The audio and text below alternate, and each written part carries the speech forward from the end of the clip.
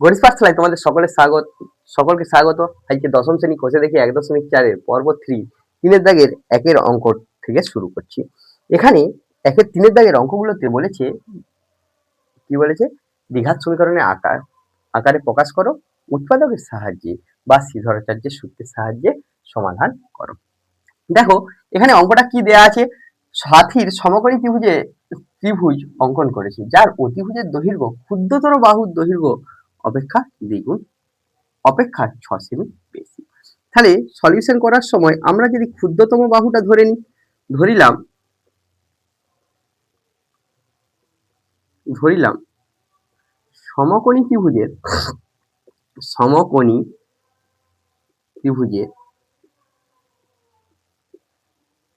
ক্ষুদ্রতম বাহু মানে কি, হয় লম্ব হবে না হয় ভূমি হবে। ক্ষুদ্রতম বাহু সমান x। দেখো একটা সমকোণী ত্রিভুজ দিয়েছে, তার একটা ক্ষুদ্রতম বাহু দিয়েছে কত, x। অতিভুজটা বলেছে দ্বিগুণ অপেক্ষা 6 সেমি বেশি, আর তৃতীয় বাহুটা অতিভুজের দৈর্ঘ্য অপেক্ষা 2 সেমি কম। তাহলে 2x প্লাস 6 মাইনাস 2 সমান কত হবে, 2x প্লাস 4। তাহলে তিনটা বাহুর দৈর্ঘ্য পেয়েছি। তাহলে সমকোণী ত্রিভুজের ক্ষুদ্রতম বাহুর দৈর্ঘ্য x, অতিভুজের দৈর্ঘ্য সমকোণী ত্রিভুজের অতিভুজের দৈর্ঘ্য তাহলে কত হবে, দ্বিগুণ। এটা কিসে দিচ্ছে, সেমিতে। তাহলে আমরা একটু সেমি লিখে নেব। তাহলে 2x প্লাস 6 সেমি। সমকোণী ত্রিভুজের তৃতীয় বাহু বা তৃতীয় বাহু দিয়েছে, তো তৃতীয় বাহুর দৈর্ঘ্য সমান কত হবে, 2x প্লাস 6 মাইনাস 2 সেমি, মানে 2x প্লাস 4 সেমি। তাহলে আমরা জানি সমকোণী ত্রিভুজের অতিভুজের স্কয়ার সমান কি হয়, বাকি দুটো বাহুর স্কয়ারের যোগফল। তাহলে এখানে আমরা লিখব আমরা জানি। তাহলে কি হবে, অতিভুজের স্কয়ার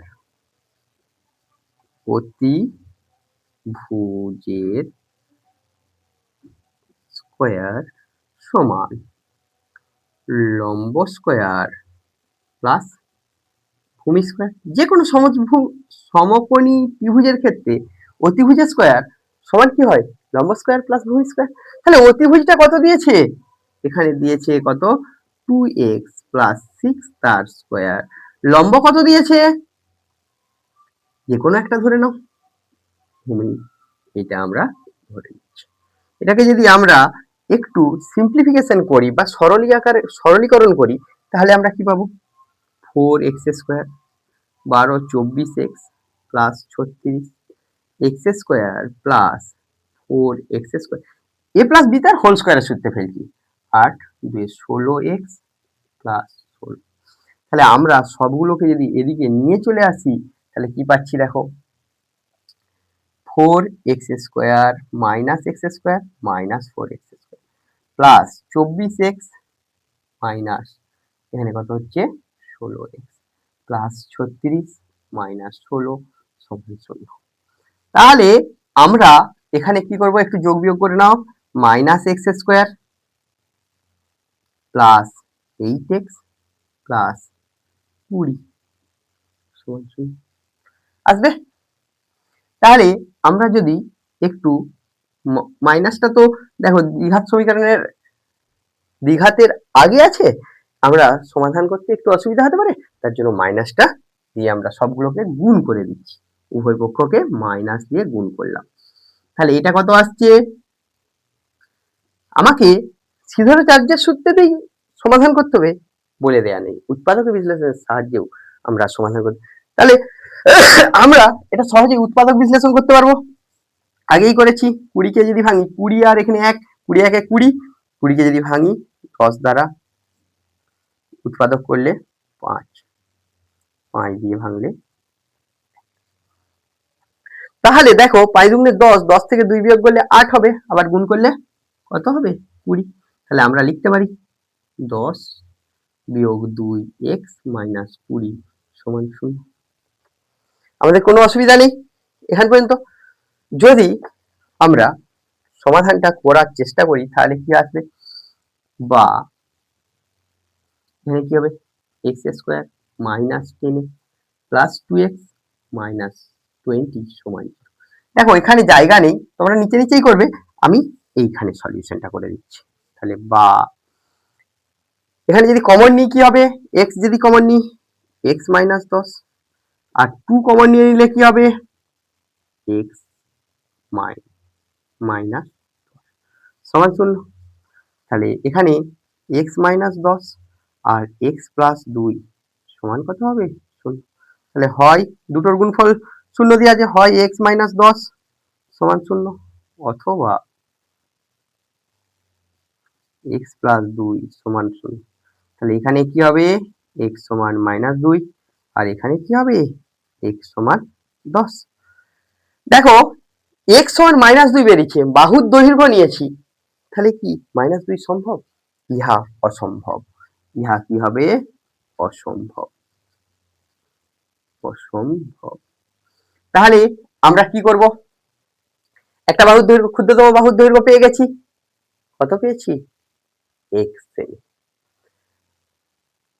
তাহলে আমরা যদি এক্স এর মানগুলো বসাই তাহলে তিনটা বাহুর দৈর্ঘ্য পাবো।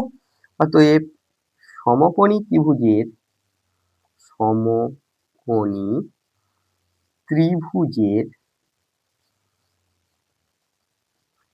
তিনটি বাহু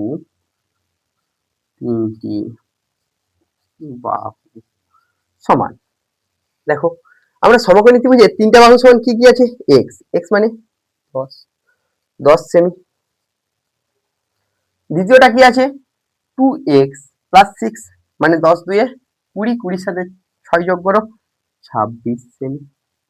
আর অপরটা কি হবে, এখান থেকে 2 বাদ দিয়েছি, 26 থেকে 2 বাদ দিলে 24 সেমি। তাহলে আমাদের এই তিনটে বাহু হলো 10 সেমি, 26 সেমি ও 24 সেমি। এভাবেই আমরা সহজে সমাধানটা করে নিতে পারি। এরপরের অঙ্কতে কি দেয়া আছে দেখো, এখানে 3 দাগের 2 এর অঙ্কটাতে দেয়া আছে যদি 2 অঙ্কের একটি ধনাত্মক সংখ্যা উহার এককের অঙ্ক দিয়ে গুণ করলে গুণফল এত হয়, দশকের ঘরের অঙ্ক এককের ঘরের অঙ্কের দ্বিগুণ হয় তবে। আচ্ছা আমরা এককের ঘরের অঙ্কটা বার করতে দিয়েছে, এককের ঘরের অঙ্ক যদি আমরা x ধরে নিই তাহলে দশকের ঘরের অঙ্ক কত হবে দ্বিগুণ 2x, সংখ্যাটা কত হয়, দশকের ঘরের অঙ্ককে 10 দিয়ে গুণ যুক্ত এককের অঙ্ক, তাহলে সংখ্যাটা কত হবে 21x। তাহলে একে আবার কত দিয়ে গুণ করব x দ্বারা। তাহলে সলিউশনটা করা যাক। সলিউশন ধরিলাম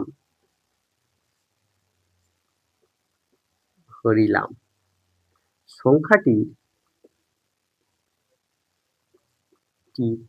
এককের ঘরের অঙ্ক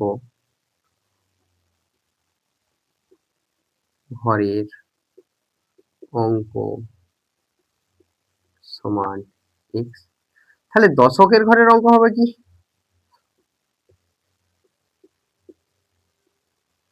2x, দ্বিগুণ বলেছে, অতএব সংখ্যাটি হলো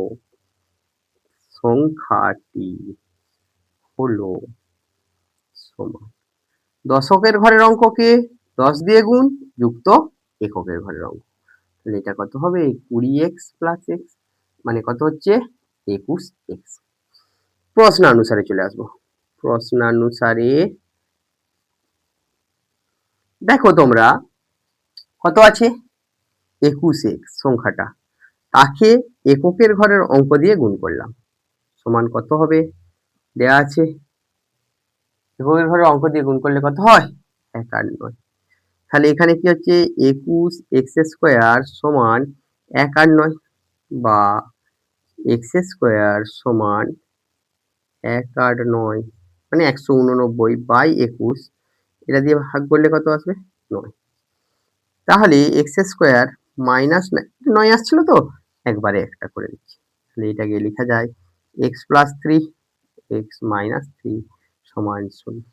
তাহলে হয় এক্স প্লাস 3 সমান 0 অথবা x মাইনাস 3 সমান 0। তাহলে x সমান কত হবে? -3, x সমান হবে +3। ইহা সম্ভব নয়, কারণ দুই অঙ্কের ধনাত্মক সংখ্যা বলেছে, তাহলে ইহা অসম্ভব।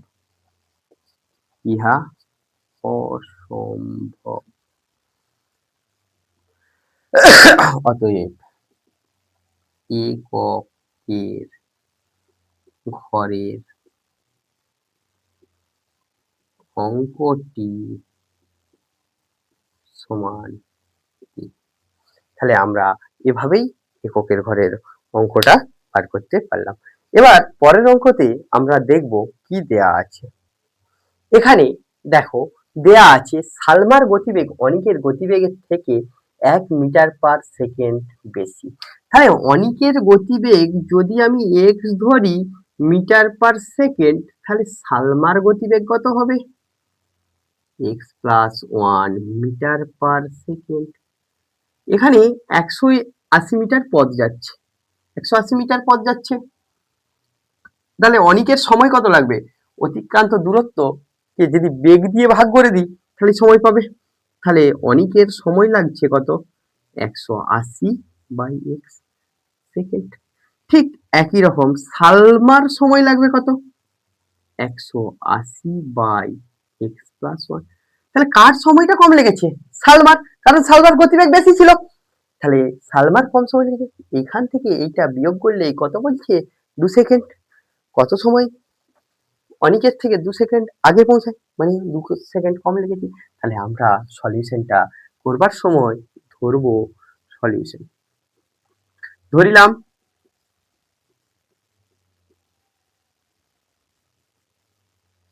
অনিকের গতি x মিটার পার সেকেন্ড। তাহলে সালমার গতিবেগ কত হবে? সালমার গতিবেগ হবে x plus 1 metre per second. 180 metre দৌড়াতে অনিকের সময় লাগে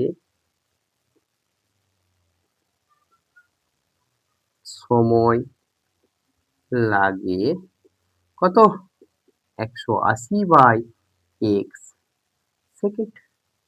180 মিটার দৌড়াতে সালমার সময় লাগে 180/x প্লাস 1 সেকেন্ড।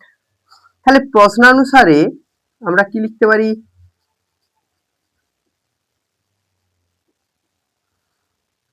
180 অনিকের যে সময়টা লাগছে, সালমার সময়টা বিয়োগ করলে কত আসবে? 2 সেকেন্ড আগে পৌঁছেছিল, মানে 2 সেকেন্ড কম সময় লেগেছে। এখানে আমরা যদি সলিউশনটা করি, লসাগু করব, এরকম টাইপের তোমরা সমাধান এই চ্যাপ্টারেই করেছো। 180 গুণিত x plus 1 minus 180 into x সমান কত হচ্ছে? 2। তাহলে এখানে 180 x প্লাস 180 মাইনাস 180 x, এটা জাস্ট গুণ করে দিয়েছি। নিচটাও যদি গুণ করে দিই, x স্কয়ার প্লাস x সমান 2 আসলো। এবার আমরা এটা মুছে দিচ্ছি। এটা বুঝতে পেরেছিলে তো? এখানটা আমরা মুছে দিলাম, এটা লাগবে না। ওকে, ওটা বোঝানোর জন্য জাস্ট বলেছিলাম। এখানে যদি আমরা বিয়োগ করে নিই এই জায়গা থেকে এইটা, তাহলে 180 আর এটা এপাশে আসলে কি হবে? গুণ হবে, 2x স্কয়ার প্লাস 2x, এই জায়গাটা আসলো। তাহলে আমরা সমাধানটা যদি আমরা এইখানটাতে করি জায়গা পাবো। দেখো তোমরা নিচে লিখবে, আমি এপাশে করে দিচ্ছি কারণ বোর্ডটা তো ছোট।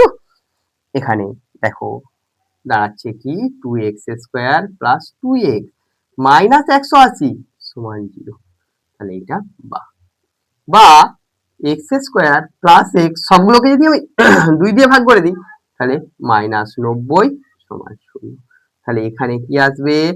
x স্কয়ার প্লাস 10 বিয়োগ 9, 90 কে ভাঙলে কি আসবে? 10 আর 9 ভাঙা যাবে, 10 আর 9 গুণ করলে কত হচ্ছে? 90 হবে। আবার 10 থেকে 9 বাদ দিলেও একই আসছে, ইন্টু এক্স মাইনাস 90 সমান 0। তাহলে বা x square plus 10x minus 9x minus 90 সমান 0। তাহলে এখানে যদি আমি x কমন নিয়ে নিই, x plus 10 minus 9 into x minus x plus 10 সমান 0। তাহলে এখানে x প্লাস 10 কমন যাবে, ইন্টু এক্স মাইনাস 9 সমান 0। তাহলে হয় দুটোর গুণফল শূন্য, হয় x প্লাস 10 সমান 0 অথবা x মাইনাস 9 সমান 0। দেখো এখানে x কত বেরাচ্ছে? -10। ঋণাত্মক বেগে কি ছুটেছিল? ছুটতে পারেনি ঋণাত্মক বেগে। তাহলে এইটা হবে, ইহা অসম্ভব, ইহা অসম্ভব, অসম্ভব। তাহলে এখানে অনিকের গতিবেগ কত ছিল? x metre per second. এখানে আমাকে অনিকেরই গতিবেগ বার করতে বলেছে। দেখি অনিকের গতিবেগ প্রতি সেকেন্ডে কত মিটার? তাহলে অতএব অনিকের গতিবেগ, অনিকের গতিবেগ সমান 9 মিটার পার সেকেন্ড। তাহলে তোমরা দেখলে আমরা কিভাবে এই অঙ্কটা করছি সলিউশন।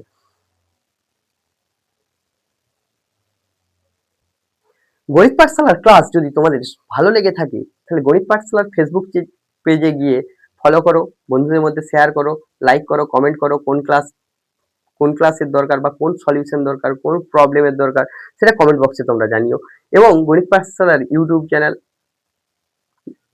গিয়ে সাবস্ক্রাইব করো, পাশের বেল আইকনটি প্রেস করো, সময় মতো ক্লাসগুলো করতে থাকো এবং ভালোভাবে এক্সাম দাও, ভালোভাবে রেজাল্ট করো।